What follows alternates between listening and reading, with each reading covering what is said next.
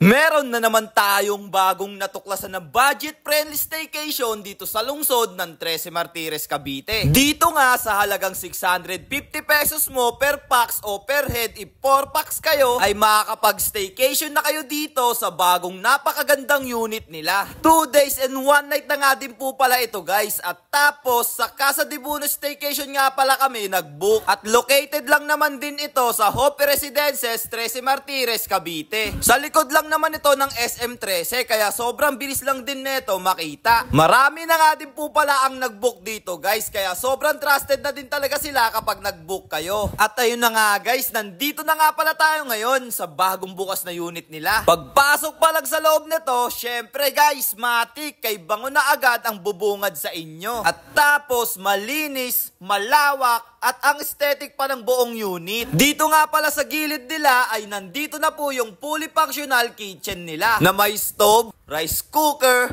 microwave, dining, cooking utensils at napakarami pang iba. May honesty store nga po pala sila dito para sa mga tinatamad lumabas o walang dalang pagkain. Dito naman sa bathroom o CR nila ay provided na nila rito yung towel and other basic toiletries. At tapos may hot and cold shower na din and blower. May TV with Netflix na nga din po pala sila dito, tapos may mini video okay and PS4. Meron nga din po pala sila ditong card and board games. Tapos samahan mo pa ng wifi nila na malakas and aircon. Yung sofa nga po pala nila dito guys ay pwede nyo po siyang gawing sofa bed. Tapos yung kama naman nila dito ay double size bed at may pull out bed na din. May pa pre coffee nga po pala sila dito guys. At tapos may tinda na din sila ditong alak. Very recommend talaga itong Casa de Buno Staycation. Kaya kay sarap din talaga isama dito yung tropa mo o jowa mo. At nga pala guys, about nga po pala dito sa swimming pool nila ay may bayad naman po. Nasa halagang 150 pesos lang naman po ito. At tapos pwede nyo na pong gamitin ang kanilang pang-adult pool and kiddie pool. At ayun na nga guys, kung nakukulangan pa kayo sa impormasyon ay ilalagay ko na lang po sa comment section. So paano guys, hanggang dito na nga lang din po pala tayo. At kita-kits na lang ulit sa next vlog. So again, this is Ajak TV. Thank you for sunshine, thank you for rain, thank you for joy.